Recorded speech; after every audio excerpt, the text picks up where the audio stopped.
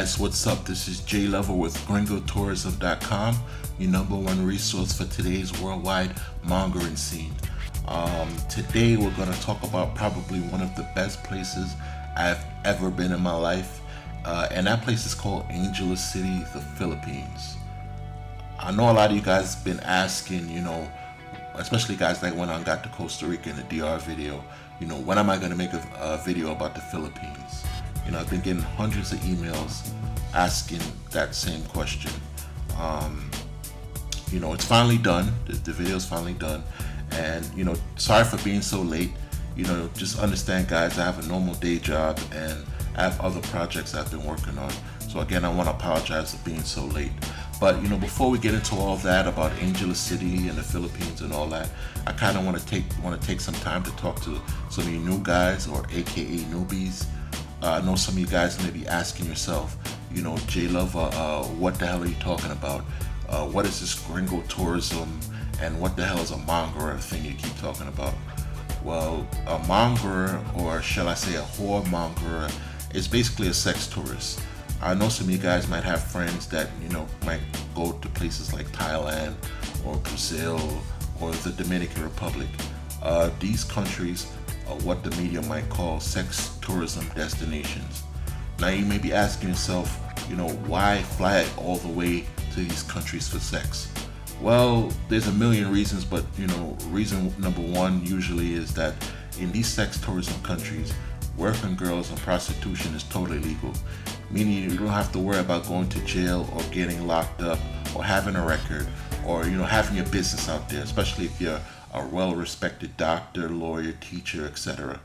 Another reason why most guys fly to these countries instead of going to the strip club or Backpage.com in their home country like the United States, Canada, etc., is the price and the GFE experience, or girlfriend experience. The working girls do not operate like countries in the United States or like most Western countries like Canada or Europe, where they charge by the hour. You can go to a place like DR or the Philippines and you could bang a chick for maybe $30 to $40 for the day, not hour, for the day. You can bang them all day for as little as $30 to $40. And some of these chicks really look good. Some of these girls, you can find a girl that's an 8 or a 9. But anyway, I don't want to bore you guys, so let's get into more details about Angeles City, the Philippines. Now, like I said before, I don't want to keep repeating myself, but the Philippines, or shall I say Angeles City, is probably one of the best mongering spots I've ever been in my life. And I don't want to brag. I've pretty much been all over the world, from DR, Costa Rica, Brazil, Europe, Thailand, just to name a few. And none of those places that I've been could even come close to the amount of fun I had in Angeles City. Now, I know some of you guys are saying, to yourself, what's so special about Angeles City? How can a place that's halfway across the world and it's pretty much in the middle of nowhere be the best sex tourism destination?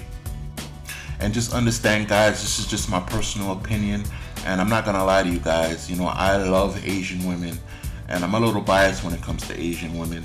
But what I really love about Angeles City, the Philippines, is that it feels very exclusive. And I know some of you guys are asking yourself, what the hell does that mean? How is it so exclusive? Well, it feels exclusive because Angeles City is kind of like the Wild Wild West. It's kind of hard to explain, but if you're a veteran whoremonger, if you have maybe 10 to 20 years under your belt, I would compare going to Angeles City. Going to Angeles City now is kind of like going to Brazil or DR in the 80s and 90s, when not too many people know about those places. And everything was somewhat cheap, and the women were trying to make you fall in love. It wasn't all about how much money they can make in a day. I know a couple of veteran whoremongers that used to go to Brazil, and they would tell me stories on how in the early 80s, you could have sex with some of the most beautiful women on earth for $12, and you would have to kick them out after a couple of days because they would not want to leave. I don't know how true that story is, but with each passing year, Places like Brazil and DR are getting more and more expensive, and the women are becoming more and more business-like, and it's all about how much money they can make in a day.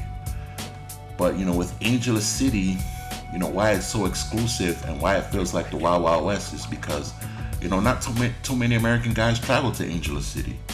And I don't want to bash my own American brothers, but what happens when a lot of American guys go to these whoremongering places, the women become more jaded and they become more business-like. But I'm not going to go too deep on that topic, but you veterans know exactly what I'm talking about. And the reason why a lot of American guys don't go to Angeles City is because it's far.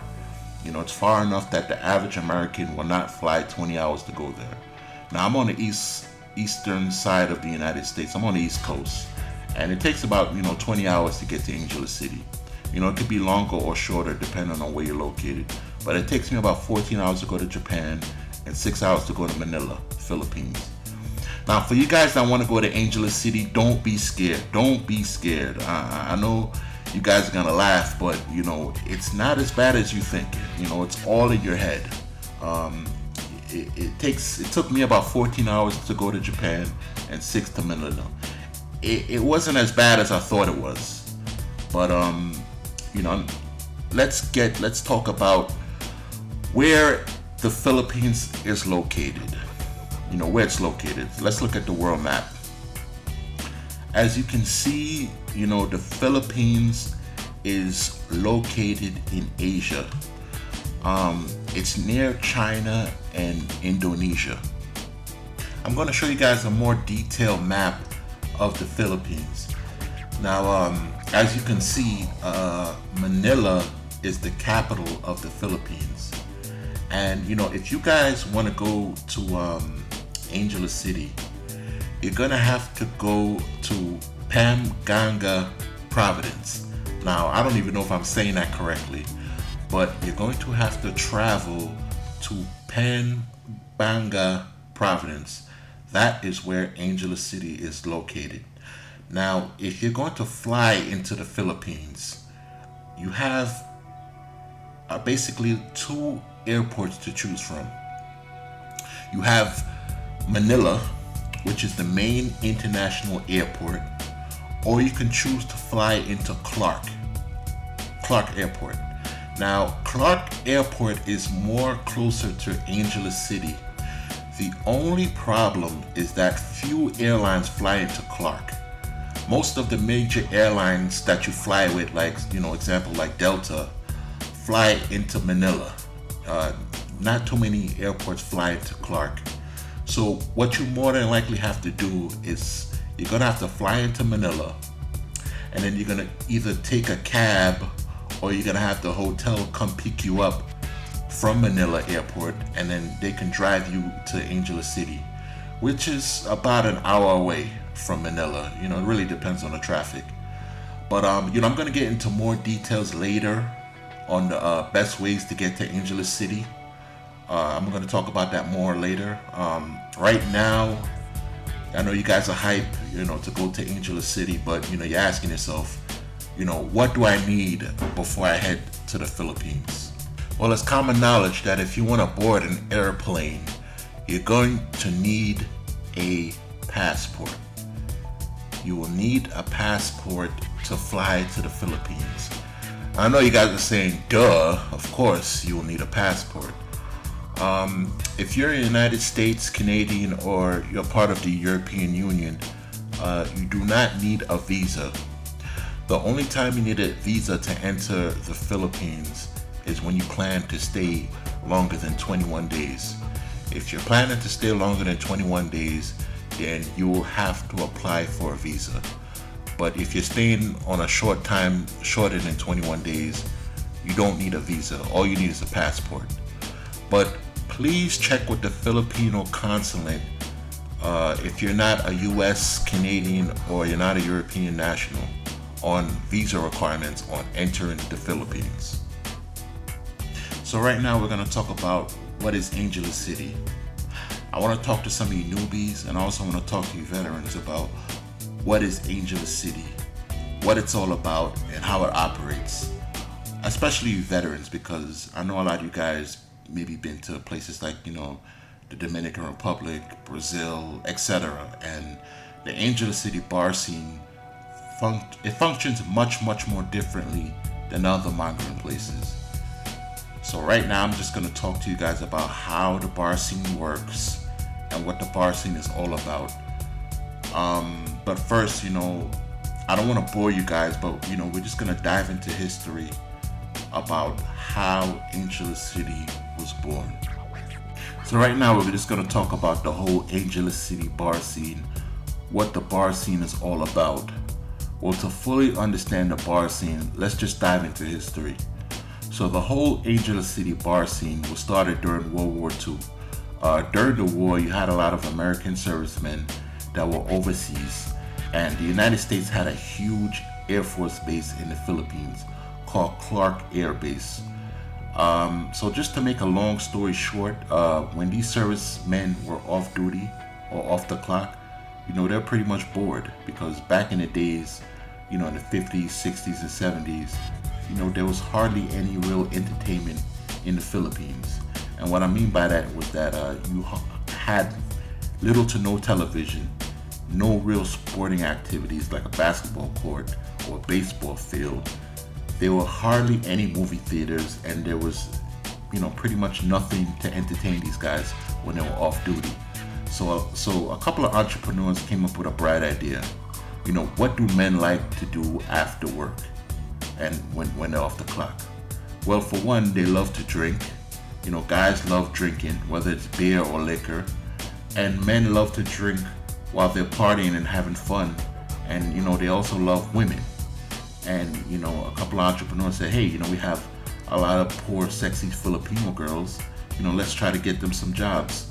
So a few entrepreneurs decided, hey, let's open a bar and have these Filipino girls dance to some music. And if these service guys like our dancers, they can take them home for a fee, of course, which is called a bar fine. But I'll get more on that later. And that's pretty much how Angeles City Fields Avenue was born. The United States Clark Air Base was closed in 1991, but it has left a huge impact and a huge legacy. Angeles City Fields Avenue is still booming, with over 75 different bars and over 10,000 different girls working in and around Fields Avenue in Angeles City. So right now I'm just gonna explain to you guys how the whole bar scene works and operates. So how does the whole bar scene work and operate? The whole bar scene concept is easy to understand. The whole Angeles City bar scene operates just like any old strip club in the United States or Europe. If you guys have been to a strip club, you will understand that you have dancers, or aka strippers, dancing to music, and if you like a particular dancer, you can just go up to the dancer and ask for a lap dance. Well, in Angeles City, it's the same concept. The only difference is that if you like a particular girl, that's dancing, that you walk into the bar and you meet, you can take her home and have sex with them. All you have to do is pay what they call an early release fee, or what they call bar fine for short. Now you guys may be asking, what the hell is a bar fine? Well, it works like this. When you walk into a bar in Angeles City, some of the bars that you walk in, you have some small bars, they may have maybe 10 to 20 dancers on stage, and then you have some of the bigger bars that have anywhere from 40 to 80 different dancers on stage. So in all, you might have maybe 200 to 300 different girls working at one particular bar, all on different shifts. So when you step into the bar, this is what you do. You can, sit down, have a drink, enjoy the show. The bars that you walk in Angeles City, they usually have a dance show that you can watch and enjoy. Or, if you don't feel like watching the dance show, you can just walk in and, you see the girls on stage, and you pick a particular dancer from the stage, and then you just pay the bar fine. You pay the bar fine to the bar. And after you pay the bar fine, you can take them home back to your hotel or wherever you stay and have sex with them. That's pretty much how the bar fine works. Out of all the mongering sex destinations I've been to, I personally like how the bar scene is set up. I think the Asians did it in a smart way where it keeps everything organized and discreet. Also if you guys have been to places like Thailand, they also follow the bar scene concept. When you go to places like DR and Brazil, most of the working girls that you meet, they're on the street and they're walking up and down the street wearing, sometimes they wear crazy outfits, sexy outfits, which is not a problem because as a sex tourist, we all love that. But it could be a huge turnoff if you're, an average regular tourist visiting for vacation or on the holidays, with your kids. The last thing you want to do is bring your kids to a destination and, they have a whole bunch of working girls wearing whore outfits walking up and down the street. So that's the smart thing what they did with Angela City, where they keep everything in a bar and it's kind of behind closed doors. Also, what I like about the Angela City bar scene is that every girl that works in a bar, they have to get tested for HIV and STDs. These girls have to get tested every month. Everybody in the Philippines get free universal health care, so it's not a problem for them to go to the doctor. It's a requirement for the girls. If they want to work in a bar, they have to make sure they have a clean bill of health. That's to protect you. When you take a girl out the bar, you kind of feel a little bit better that you're getting somewhat of a clean girl that gets tested regularly every month. Unlike when you go to places like the Dominican Republic or Brazil, there's no regulation. So the working girls you meet in those countries, you kind of have to be really careful. Make sure you wear condoms because they might be carrying a disease. Not saying it can't happen in Angela City, but the risk is kind of low because they get tested every month, and if they have a disease, they can't work in the bar anymore. Another huge plus that I love about Angela City is that the girls, they have to apply for a bar license with the local government. She has to show documentation that she's over the age of 18. So, when you take a girl out the bar, you know that she's over the age of 18. But if it turns out the girl is under the age of 18, the police will not go after you. The police will go after the bar owners, and they will more likely go after the bar owners because they know it's a bigger payday. It's a bigger fine. They can get more money out of a bar owner than going after a typical gringo sex tourist. Alright, so you guys kind of have an idea on how the whole bar scene works and operates. So some of you guys may be asking, what are the prices looking like, and how much would it cost me, if I want to take a girl out of the bar. Before I jump into that, I just want to take some time to talk to you guys about the Filipino currency, and I want to talk to you guys about the Filipino culture, which is a very interesting culture. One of the first things you guys will realize when you land about the Filipino culture is that out of all the Asian cultures, you have the Japanese, the Koreans, the Chinese, etc. The Filipinos are some of the most Americanized Asians. Their culture is very Americanized.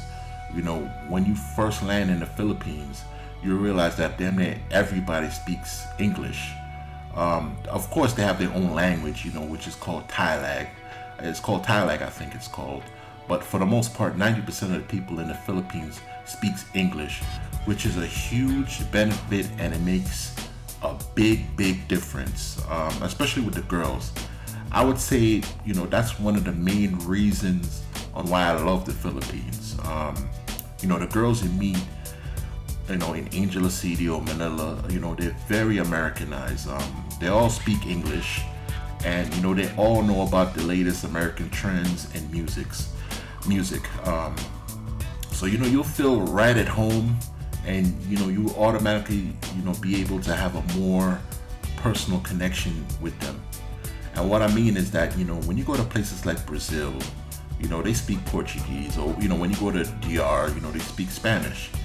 When you have sex with a girl from, Brazil, DR, Costa Rica, Colombia, etc., there's no real personal connection unless you speak their language, of course.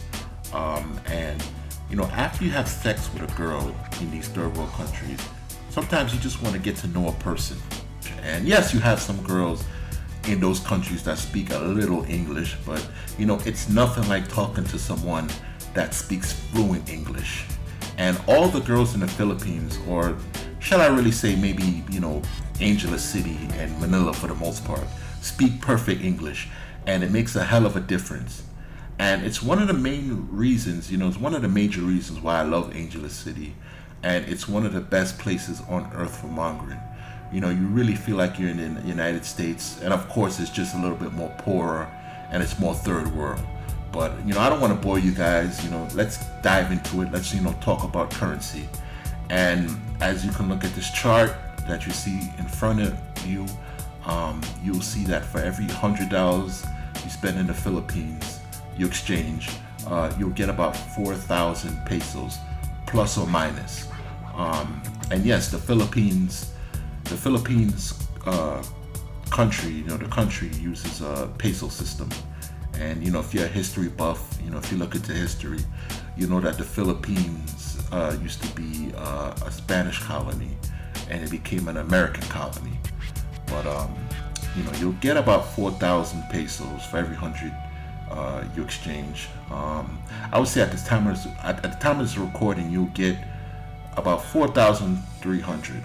You'll get about 4,300 pesos as of 2013. But just understand these rates change and fluctuate every day.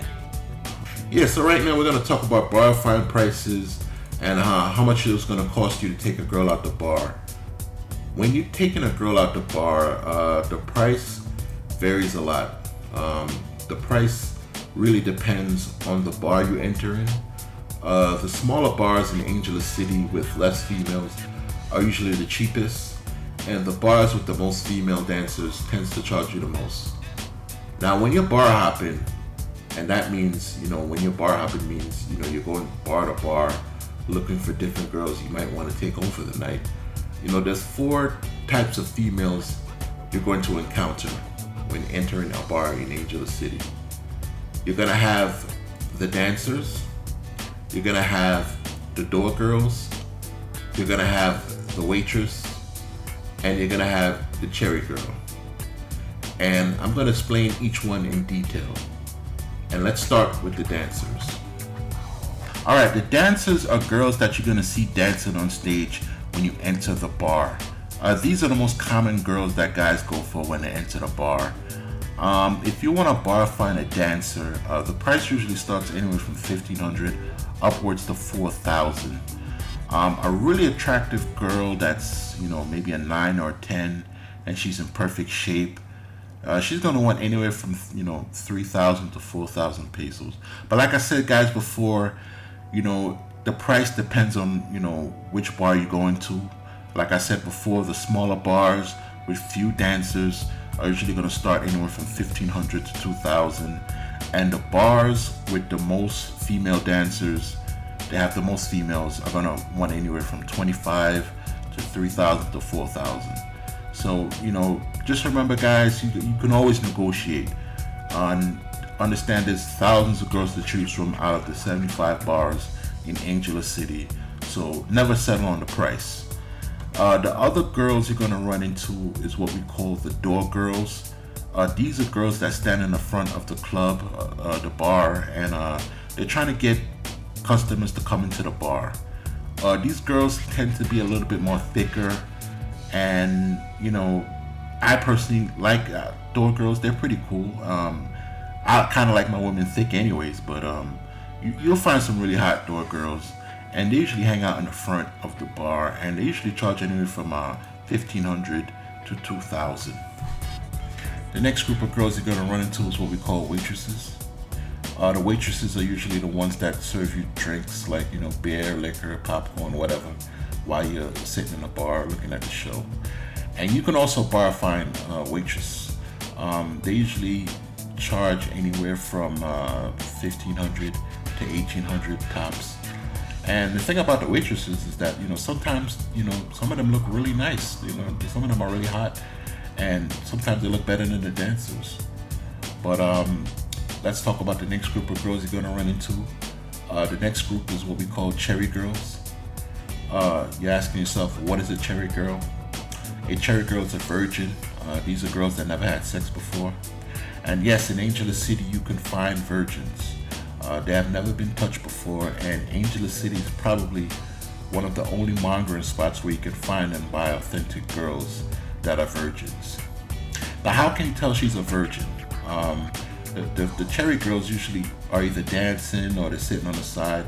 But to really find out, what you're gonna have to do is you're gonna